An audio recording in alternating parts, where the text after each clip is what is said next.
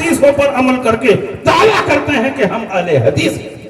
اہل حدیث اس دنیا میں کوئی ہے ہی نہیں۔ اگر کوئی اپنے آپ کو اہل حدیث کہتا ہے تو آئے میرے سامنے 2 رکعت نماز پڑھ کر دکھا دے کہ ساری حدیثوں پر عمل ہو جائے۔ اہل حدیث حقیقت میں وہ ہے جو کسی حدیث کو نہ چھوڑے، ساری حدیثوں پر عمل کرے۔ ساری حدیثوں پر عمل ناممکن۔ ایک ایک مسئلے میں 3 حدیث موجود ہے، کس پر عمل کرو گے؟ جب نماز پڑھنے کے لیے کھڑے ہوں گے تو ہاتھ یا تو کان کی لو تک اٹھائیں گے یا مونڈھے تک اٹھائیں گے، اس میں بھی اختلاف۔ ایک روایت کہتی ہے کان کی لو تک اٹھاؤ، ایک روایت کہتی ہے مونڈھے تک اٹھاؤ۔ تو اگر کان کی لو تک اٹھائیں گے تو مونڈھے والی حدیث چھوٹ جائے گی، اور مونڈھے تک اٹھائیں گے تو کان کی لو والی حدیث چھوٹ جائے گی۔ تو جب ایک چھوڑ رہے ہو ایک پکڑ رہے ہو تو اہل حدیث ہوئے کہ تاریک حدیث ہوئے؟ اس لیے تم اہل حدیث نہیں ہو سکتے۔ اور چاہے یہاں یا یہاں تم نے ہاتھ اٹھا کر جب نیت باندھنے کی کوشش کی، ہاتھ رکھنے کی کوشش کی، تو اب ہاتھ کہاں باندھو گے؟ ناف کے نیچے باندھو گے کہ ناف کے اوپر باندھو گے کہ ہاتھ باندھو گے ہی نہیں یا سینے پر ہاتھ باندھو گے؟ کہاں ہاتھ باندھو گے؟ حضرت امام ترمذی نے ہاتھ باندھنے کے سلسلے میں 3 مسلک ذکر کیا ہے اور 3 حدیثیں ذکر کی ہیں۔ آپ نے فرمایا کہ ناف کے نیچے ہاتھ باندھنا یہ امام اعظم ابو حنیفہ اور ان کے متبعین کا طریقہ ہے، ان کی حدیث یہ ہے۔ ناف کے اوپر ہاتھ باندھنا یہ امام شافعی اور ان کے متبعین کا طریقہ ہے، ان کی حدیث یہ ہے۔ اور ہاتھ چھوڑ کر نماز پڑھنا، نہ ناف کے اوپر باندھو نہ ناف کے نیچے باندھو، بلکہ ہاتھ کو چھوڑ کر نماز پڑھو، تو یہ امام مالک کا طریقہ اور ان کے متبعین کا طریقہ ہے۔ اس کو ارسال کہتے ہیں۔ اس کی دلیل یہ ہے اگر امام ترمذی کی نظر میں سینے پر ہاتھ باندھنے کی کوئی بھی حدیث ثابت ہوتی تو اتنا بڑے محدث ہے وہ ضرور فرماتے کہ اور سینے پر ہاتھ باندھنا یہ فلاں کا طریقہ ہے اور اس کی حدیث یہ ہے۔ لیکن 3 مسلک ذکر کیا، 3 دلیلیں ذکر کی، لیکن چوتھی دلیل اور چوتھا مطلب ذکر نہیں کیا۔ اس کا مطلب کہ امام ترمذی کی نظر میں سینے پر ہاتھ باندھنے کی کوئی حدیث ثابت نہیں تھی، اسی لیے اس کو ذکر نہیں کیا۔ جو حدیث ثابت ہی نہیں تھی اسی کو 1400 سال کے بعد غیر مقلدین نے اپنا لیا کہ جس کو کوئی نہیں کر رہا ہے اس کو ہم کریں گے۔ ہم نہ ناف کے نیچے باندھیں گے نہ ناف کے اوپر باندھیں گے، بلکہ ڈائریکٹ سینے پر باندھیں گے۔ اور ہاتھ دن بدن اوپر ہی ہو رہا ہے، ہم کو ڈر ہے کہ کہیں اوپر نہ ہو جائے۔ بتاؤ سینے پر ہاتھ باندھنے کی کون سی حدیث ہے؟ پوری دنیا غیر مقلدیت کو میرا کھلا ہوا چیلنج ہے کہ کوئی بھی مضبوط اور صحیح حدیث ثابت نہیں ہے۔ اگر کوئی حدیث ثابت ہوتی تو امام ترمذی اس کو ذکر فرماتے۔ غیر مقلد سے میں نے کہا بتاؤ تم سینے پر ہاتھ کیوں باندھتے ہو؟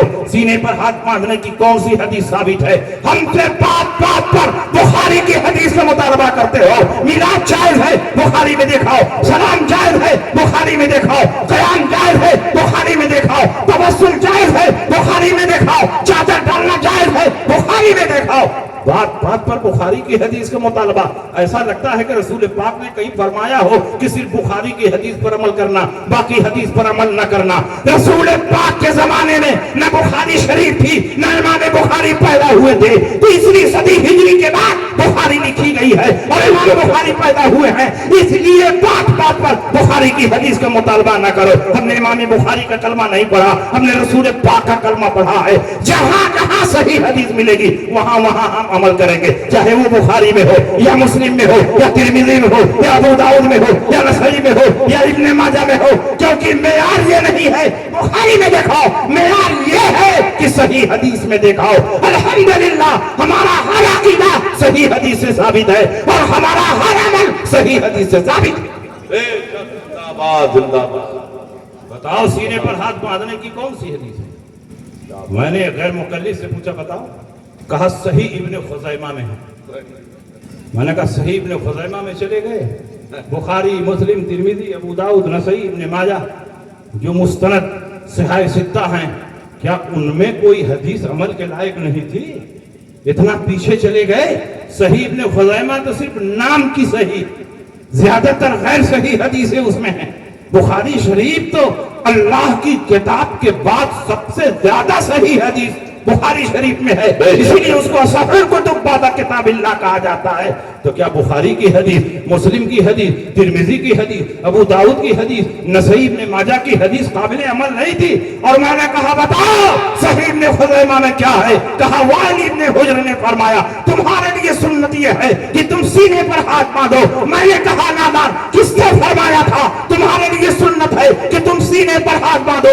औरतों से फरमाया था तुम्हारे लिए सुन्नत है कि तुम सीने पर हाथ बांधो। फइन्नहु अस्तरु लहुन्ना, क्योंकि इसमें पर्दा पोशी ज्यादा है, इसमें पर्दा पोशी ज्यादा है। जब औरतें नमाज पढ़ती हैं तो रसूल पाक की चाहत ये होती है, अल्लाह की चाहत ये होती है कि औरत नमाज भी पढ़े, पर्दा पोशी भी हो। इसलिए रसूल पाक ने फरमाया जब तुम नमाज पढ़ो तो अपने सीने पर हाथ बांधो। फइन्नहु अस्तरु लहुन्ना, इसलिए कि इसमें औरतों की पर्दा पोशी ज्यादा है।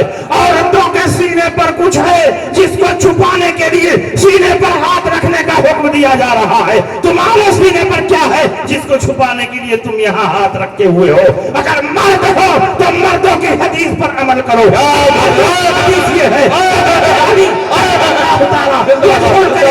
फरमाते हैं इन्न मिन सुन्नति वज़अल यमीन अलल यसार तहत सुर्रा। हजरत अली फरमाते हैं दाहिने हाथ को बाएं हाथ पर रखकर नाफ के नीचे बांधना ये सुन्नत से है। और नुखबा उसूल हदीस की मशहूर किताब है, उसमें लिखा हुआ है कि जब सहाबी रसूल कहे इन्न मिन सुन्नति कज़ा, ये बात सुन्नत से है, तो उससे किसी और की सुन्नत मुराद नहीं होगी बल्कि रसूलुल्लाह की सुन्नत मुराद होगी। अगर किसी और की सुन्नत मुराद लेता तो उनका नाम जिक्र करता, अबू बकर की सुन्नत ये है, उमर की सुन्नत ये है, उस्मान की सुन्नत ये है, खुलफाए राशिदीन की सुन्नत ये है। लेकिन जब सहाबी रसूल मुतलक फरमाए फइन्न मिन सुन्नति कज़ा, ये बात सुन्नत से है, तो उससे रसूलुल्लाह की सुन्नत मुराद होगी। गोया हजरत अली की रिवायत का मतलब ये है कि रसूल पाक की सुन्नत ये है कि दाहिने हाथ को बाएं हाथ पर रखकर नाफ के नीचे बांधा जाए, ये रसूलुल्लाह की सुन्नत है। चूंकि हम अहले सुन्नत हैं इसलिए कई हदीसें आपस में टकराती हैं, तो हम ये तलाश कर लेते हैं कि इसमें रसूलुल्लाह की सुन्नत क्या है। तो हमने तलाश कर लिया कि नाफ के नीचे हाथ बांधना ये रसूलुल्लाह की सुन्नत है। तो अहले हदीस हो, जब अहले हदीस हो तो चारों हदीसों पर अमल करो। सिर्फ यहाँ वाली हदीस पर अमल करोगे तीन छूट जाएगी। तीन हदीस को छोड़ने के बाद तुम कहते हो हम अहले हदीस है, तुम अहले हदीस नहीं हो, तुम तारिके हदीस हो, तुम मुनकिरे हदीस हो। अहले हदीस हकीकत में वो है जो रसूलुल्लाह की सुन्नत पर चलता है। हमने रसूल पाक की सुन्नत को तलाश कर लिया, अब नबी की सुन्नत पर चलते हैं। और जब सुन्नत पर अमल करोगे तो हदीस पर खुद ब खुद अमल हो जाएगा। इसलिए कि नबी की हर सुन्नत हदीस है मगर हर हदीस रसूल पाक की सुन्नत नहीं है। इसलिए तारुज़ के मौके पर हमने तलाश कर लिया कि रसूल पाक की सुन्नत क्या है। इसलिए तुम बताओ सीने पर क्यों हाथ रखते हो, क्या छुपा रहे हो? अगर मर्द हो तो मर्दों वाली हदीस पर अमल करो, और अगर औरत हो तो औरतों वाली हदीस पर अमल करो, और दोनों के बीच में हो तो जैसे चाहो अमल करो, कोई झगड़ा नहीं है। तो अल्हम्दुलिल्लाह तारुज़ और टकराव के वक्त हम नबी की सुन्नत को तलाश कर लेते हैं। और आज का इंसान इस बात की सलाहियत नहीं रखता कि वो डायरेक्ट कुरान और हदीस से मसला निकाल सके, इसलिए पैरवी के सिवा कोई चारा नहीं। तीसरी सदी हिजरी के बाद पूरी उम्मत का इस बात पर इजमा और इत्तेफाक हो गया कि अब अहले सुन्नत चार मसालिक में मुनहसिर है, चाहे हनफी हो, शाफई हो, मालिकी हो, हम्बली हो। अहले सुन्नत इन्हीं चार मसलकों में मुनहसिर हैं। जो इनसे बाहर है वो हकीकत में अहले सुन्नत से बाहर है, पैरवी के सिवा कोई चारा नहीं। इसलिए कि आम इंसान इस बात की सलाहियत नहीं रखता कि डायरेक्ट कुरान और हदीस से वो मसला निकाल सके, कुरान और हदीस पर अमल करे। 1,40,000 कम और बेश सहाबा थे, लेकिन सारे सहाबा कुरान और हदीस से मसला नहीं निकाल पाते। सिर्फ 21 सहाबा ऐसे थे जो कुरान और हदीस से मसला निकालते, बाकी सारे सहाबा उन्हीं से पूछ कर अमल करते थे। और सहाबा के पास हदीसें नहीं थी क्या? सहाबा के पास इल्म नहीं था क्या? सहाबा कुरान नहीं समझते थे? सहाबा की मादरी ज़बान में कुरान नाजिल हो रहा था, दिन रात नबी की ज़बान मुबारक سے حدیثیں سن رہے تھے، لیکن حدیثوں کا ذخیرہ ہونا اور ہے، اور حدیثوں میں چھپی ہوئی اللہ و رسول کی مراد کو تلاش کر لینا یہ اور ہے۔ ہر آدمی کتاب و سنت سے مسائل کا استنباط اور استخراج نہیں کر سکتا، اس لیے پیروی کرو، ان اماموں میں سے کسی امام کی پیروی کرو، تقلید کے سوا کوئی چارہ نہیں۔ یہ کہتے نہیں اللہ نے ہمیں دماغ دیا، اللہ نے ہمیں شعور دیا ہے، اللہ نے ہم کو بہت ذہین بنایا ہے، تو ہم ڈائریکٹ قرآن اور حدیث سے مسئلہ نکالیں گے، کسی امام کی پیروی نہیں کریں گے۔ بتائیے ایک آدمی گمتی میں بیٹھ کر پان لگا رہا ہے، وہ ڈائریکٹ قرآن اور حدیث سے مسئلہ نکالے گا؟ ایک آدمی کھیت میں ہل چلا رہا ہے، وہ قرآن اور حدیث سے مسئلہ نکالے گا؟ ترجمے سے قرآن اور حدیث کو سمجھ لینا اور ہے، لیکن اللہ و رسول کی مراد کو تلاش کر لینا یہ اور ہے۔ ہر آدمی ڈائریکٹ قرآن اور سنت سے استنباط نہیں کر سکتا ہے۔ بڑے بڑے صحابہ قرآن اور حدیث سے ڈائریکٹ مسئلہ نہ نکال پاتے، بلکہ اپنے اوپر والے سے پوچھ کر عمل کرتے تھے۔ تو میں پوچھنا چاہتا ہوں کہ جو کام صحابہ نہ کر سکے وہ کام ہم اور آپ کیسے کر سکتے ہیں؟ اس لیے ضروری ہے کہ اگر تم قرآن اور حدیث پر صحیح عمل کرنا چاہتے ہو تو کسی نہ کسی امام کی پیروی کرو۔ ان کو اللہ نے ملکہ استنباط عطا فرمایا ہے، تفقہ فی الدین کی صلاحیت عطا فرمائی ہے۔ وہ حدیث و قرآن میں چھپی ہوئی اللہ و رسول کی مراد کو تلاش کر لیتے ہیں۔ ان کی پیروی کرو گے تو قرآن پر بھی عمل ہوگا، حدیث رسول پر بھی عمل ہوگا۔